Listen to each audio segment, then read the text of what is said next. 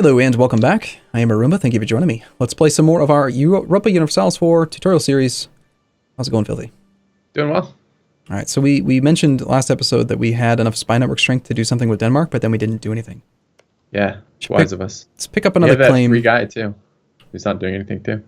Yeah, he's just hanging out, ready to send a peace deal to England for the most part.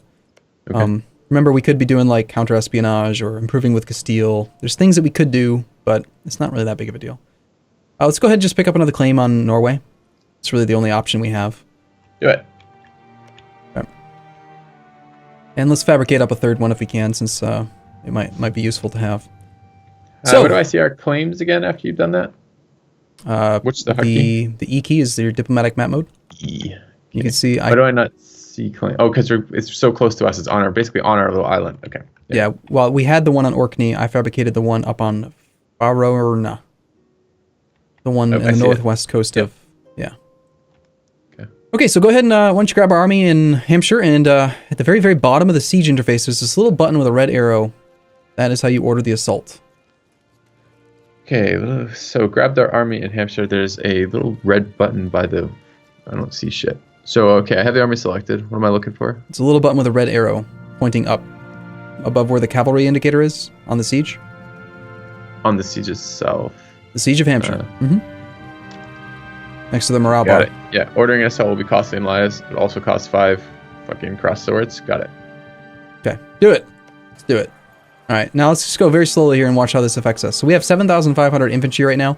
Every single day that goes by now, you're going to notice that both the enemy's morale and our morale go down. We're also going to lose troops. Okay. Oh my goodness, those are big ticks. It's costly in lives. So what's happening behind the scenes, and I don't know why it's so obfuscated, they're actually still rolling dice.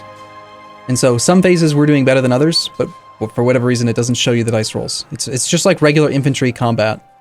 And we just took the Siege of Hampshire just like that. Now it says it took 160 some days for it, but that's actually how long we've had a single troop like blocking Hampshire. So even when we had like a 0.1 stack there, it was tallying up how long the siege had gone.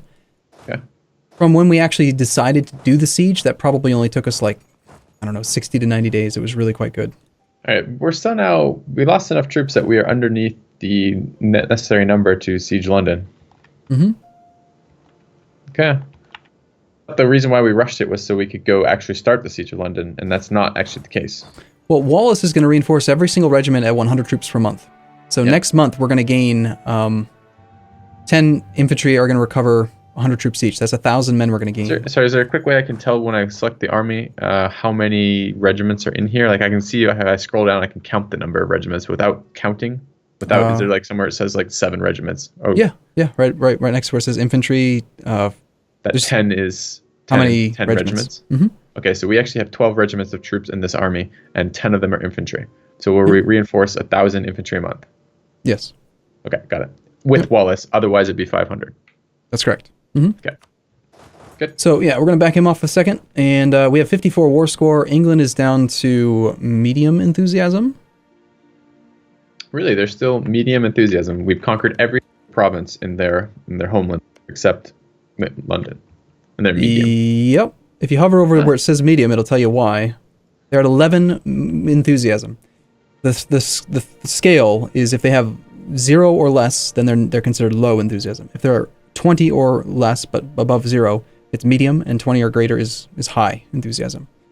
So main reason is there's some ongoing battles right now. If it wasn't for that, they'd be at low.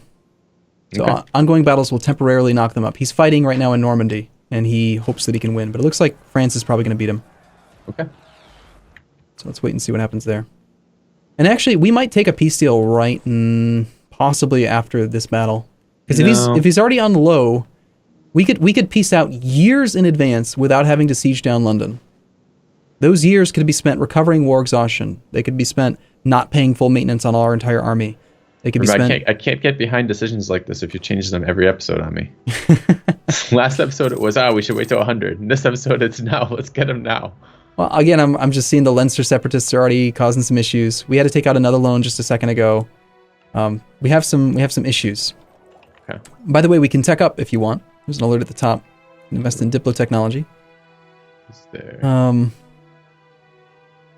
I would say for the most part, it's probably just fine. We could do that. There's no problem with it. Just a second. I can invest in a new technology. Nice. Mm-hmm. Okay, and that is the Marketplace 4, huh? Yep, so we get a new building that we can make called a Marketplace. It'll give us more local trade power. We built any buildings yet? Nope, not yet. Okay. So let's go ahead and we'll take the tech. Yeah. We had to take out a loan, so now we do have enough money. I would recommend we switch over to Duncan Alexander, that level 2 guy who's half price. All right, can I try doing that? So I'm going to dismiss Alpine here. Yeah, and you don't even have to fire him directly. You just go to the other guy, and by clicking on another guy, it's sort of assumed that you want to swap. It says, I think this is retiring this advisor will cost 14. No, I just want to click on him. You want to click on his portrait, Duncan Alexander. Okay, so we've upgraded. We're getting an extra guy, and actually now we have a new national decision available. This is apparently something that we could have done, but we weren't able to do it earlier because we needed to have a theologian. So click on that alert. It'll take you to your missions and decisions tab. We don't actually want to do this right now. What it would do is it would raise our unrest by +1 for the rest of the game, but make us better at converting provinces. Everything's still Catholic, so there's no reason to take it, and it would just harm us by raising our unrest. So that sounds like an amazing option. Yeah. There's a little tiny button to the left of the question mark that'll change the notification status. By checking that box, you're saying, don't alert me with a drop-down alert when this becomes available. So check that. I haven't found that. Show me that. Go to right where that pass the Advancement of Religion Act is. Pass the advancement. Yeah. You see the little question mark? That's the criteria. To the left of that, there's a little yellow dot. Mm-hmm. Click that so that it's empty. Got it. Okay. And now what that's doing is it's hiding the information from you, so you don't actually have to worry about it. Okay. So Leinster separates are back up to 80% again. Bit of a problem. Not quite there yet. Yeah, 90%. well, it's one of the reasons why I was saying maybe we should end the war after this battle. He's at low enthusiasm. We have 55 war score. Let's just take a poke about and see what we would be looking at if we did the peace deal. Okay. Because again, we have the clergy are super happy with us. We're getting tons of papal influence generation, and we're at war with the Pope. Because we're at war with him, he hates us, which means we get reduced influence generation. So it'd be nice to not be at war with the Pope. All right. So talk to me about looking at I don't think we parsed really this peace deal much. I mean, we parsed it with these little whatever they're called, the little one nation minor stuff. But what are we doing with what are we doing with this? How we would process this peace deal? I would do this. The first thing you want to try to usually do is knock out secondary participants. Right? So like, if you click on the war score, the war overview, and you're looking at the Scottish conquest of Cumbria. Yep. Notice how Kildare is low enthusiasm. Yes. A nation that has low enthusiasm will almost always accept white peace, no matter what, even if you have no actual individual war score. Too. Yeah, because that battle ended. Yep. Oh. He's also got 9 war exhaustion. So Kildare is that little one province minor that we're sieging. Yeah. If we want to, we could wait and try to actually like take that land as well. I don't think we do have a claim on it. Can it be nice not to have to? I mean, it's land. It's land for us, and it's nice to have someone who is against us not get any time to rebuild. Yeah. I don't know. I really don't like the feeling that I'm getting right now about staying in this war even longer.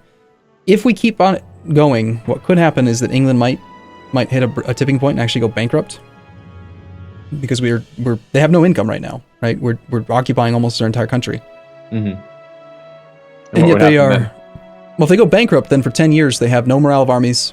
They have +5 unrest in every province. They have all of their debt gets wiped out, so they don't have to pay it back. But they're basically completely open and susceptible to attack for 10 years. Anyone can kill them easily.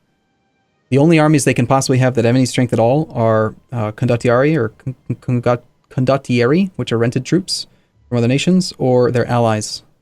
Their allies can have morale because they're not the ones that are bankrupt. But their armies. So, but what does that decision say to you? So that decision is we should get this peace locked in so that we can attack them. How long is peace for? 5 or 10 years? It's going to vary depending on the size of the peace deal. Now, with the one province minors we fought earlier, we full annexed them, so they didn't exist anymore. So there was no truce timer. Yeah. By default, if you white peace a nation, meaning a 0% peace deal where you just say, okay, let's stop fighting, then the truce timer is 5 years long. If you do a 100% peace deal, 100% war score is the actual cost of the deal. It's 15-year truce. And then everything in between is a percentage. So if you do a 50% peace deal, then that's going to be a 10-year truce. Because it's halfway in between 5 and 15. Between 5 and 15. Yeah, think about it like this. It's 5 years base plus up to 10 depending on war score. On it. So, I don't know, I'm torn. The issue I'm seeing right now is that the Portuguese and the Papal State are both super high enthusiasm, and they're going to make this war take a much, much longer period of time than I would like. We're already kind of having some financial issues. It would be really nice to bankrupt England, but we don't really need to. We've already beat them in the first war. We're going to have no issue beating them in the second war. Also, when looking at the war score overview, you can see we've actually done 60% roughly of the participation in the war. We basically single-handedly beat England. France just ran distraction on Portugal and the Papal State for us. So that's actually not what I was expecting. We did much better than I would have expected. Okay. I'm leaning towards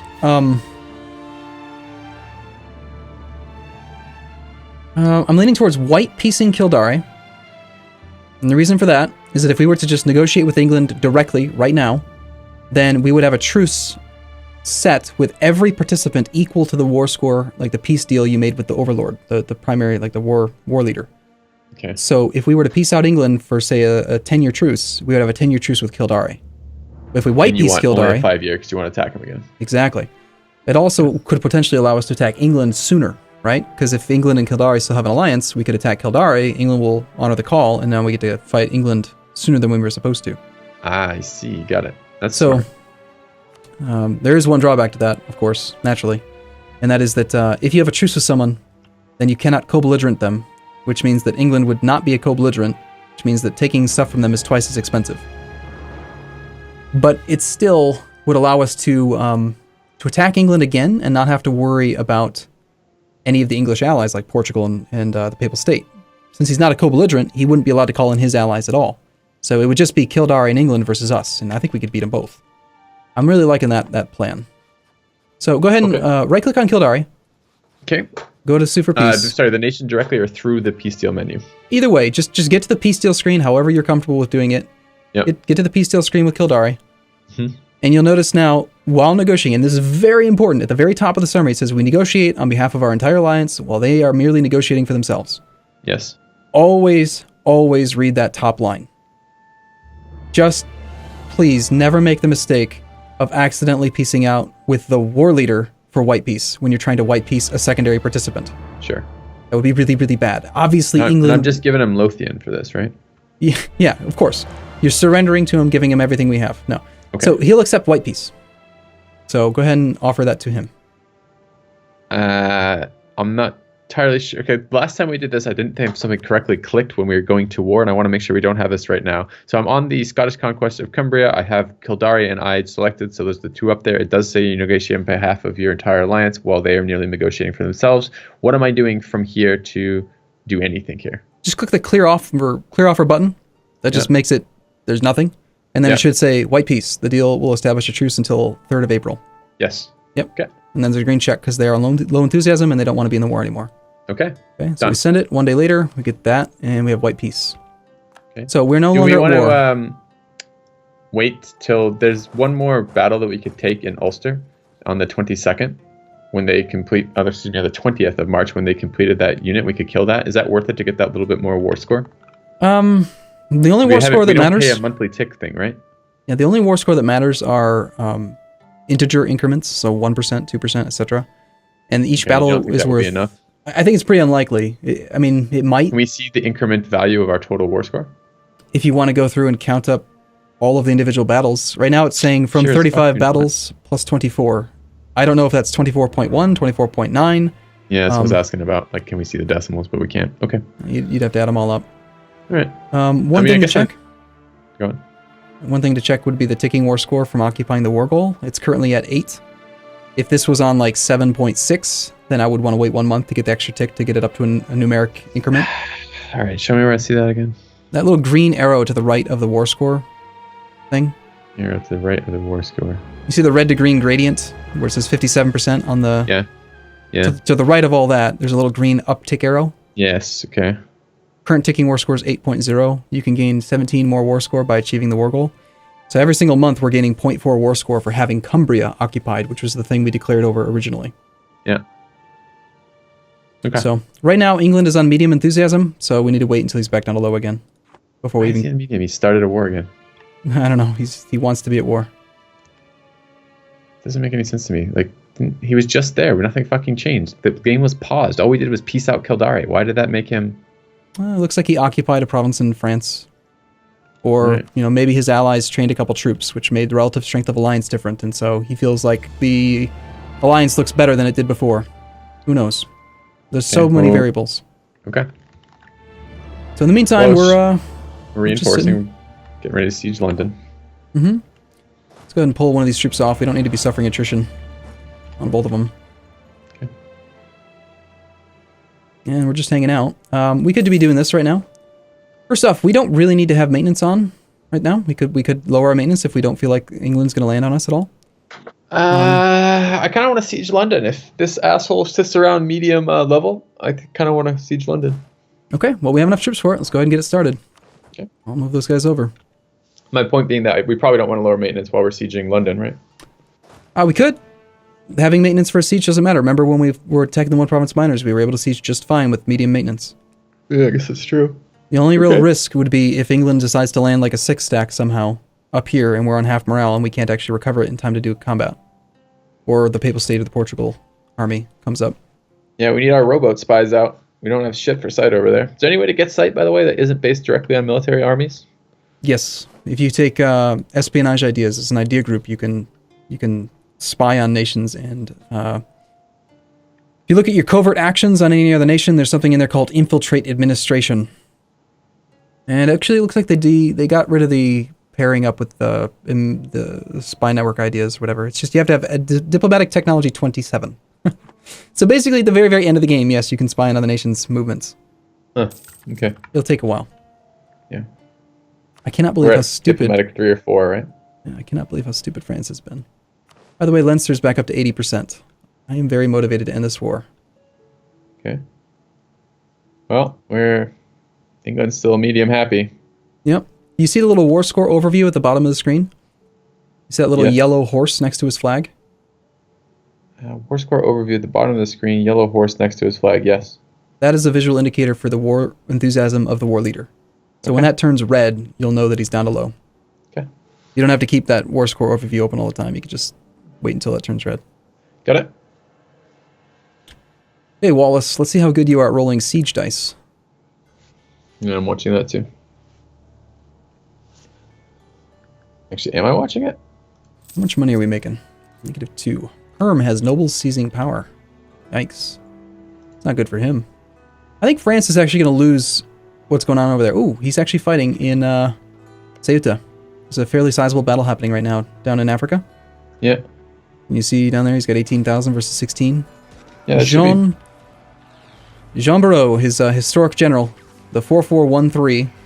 Little interesting thing about this character is that he starts off with a trait called Cannoneer, artillery combat ability. There's like a 99% chance that Jean Barreau will die before Military Tech 7 is unlocked, which unlocks cannons. So he can't actually even take advantage of his trait. I don't know why they gave him that historical trait. It's kind of silly. But he is kicking butt. He's a very, very good general. He's a 4413. He's amazing. And he's fighting against a 2-1, and he's got a defensive penalty against Portuguese. So, oh, look at that. Oh my god, he just rolled back-to-back like 11s. Oh, we can see their numbers if we click on that? Yeah, we just gained 5.14 war score from that battle. He stack-wiped Portugal. Nice. That actually is amazing, because now Portugal is at 4 enthusiasm. Okay, we got to stick around for at least 5 or so more months. Okay, go do me a favor. Go to the war overview again. Okay. I'm there. Unfortunately, that also did raise France's participation a little bit. They're at 41% now. But anyway, hover over the Portuguese enthusiasm. It says medium. It's currently at 4. Yeah. And, what was I going to say? I forget now. Oh, right. In this tooltip, it says length of war plus 24. Mm-hmm. That number will decay by 1 for every month that the war continues. So when they're at 4 total enthusiasm, another way to look at that is in 5 months, he'll be on low. Why not 4 months if he's at 4 and it's 4 more months? Because you have to be below 0 to be low. 0 is still considered medium. Got it. So in 5 months, we know, unless he trains up his troops, which he will, but he'll probably be on low enthusiasm within 5 months or so. Okay. And actually, hold on, we actually do have individual war score against him because we've got that fort in Ceuta. Let's go consider a negotiation with Portugal. Yeah, okay, we can peace him out right now. So, okay, in order to get a white peace, we needed him to be on low enthusiasm. But because we have 22 war score, that is different than having 0, and so we can actually negotiate something with this guy. So, all right. Let's go ahead and let's go for some stuff here. We're going to go for war reparations. Go to the treaties one, the tab at the far right. We want Portugal to pay us war reps for 10 years. One of the reasons we want to do that is we need to recover our economy. Second and primary advantage to this is that France doesn't get any of the money. So what is this? The 10%. So it's a sort by cost. This is how much of the war cost of the war score cost we need, and we have 22 with them. So we could potentially ask to give. So this, I'm just asking. This is me clarifying. So we could ask them to give up claims. We could ask them to give up claims in Grenada or Morocco, or we could ask them to give military access to Scotland because we have 22, and this is essentially spending that 22 with them. Yes, but if you were to try doing like give up claims, notice that they wouldn't accept that yet. So by offering, okay, even though we have 22 war score, that doesn't necessarily mean you get 22 war score worth of peace deal. Oh. The peace offer value is 20 based on the cost, but then when you look at their reasons for acceptance, war score gives plus 22, current peace offer gives minus 20, etc. It all factors in occupied and besieged provinces, war exhaustion, military strength, etc., etc. But let's just knock him out before he can rebuild his military, because he will. Well, okay. So he will accept the war reparations right now. So yeah, we should definitely do that, because we can get something. All right, I am looking at a peace deal with Portugal right now, where they will give war reps to us. They will give us 56 ducats as a concession. Where do you see the 50? You added it. Yep. That's the maximum I could get it. So they're one reason for acceptance.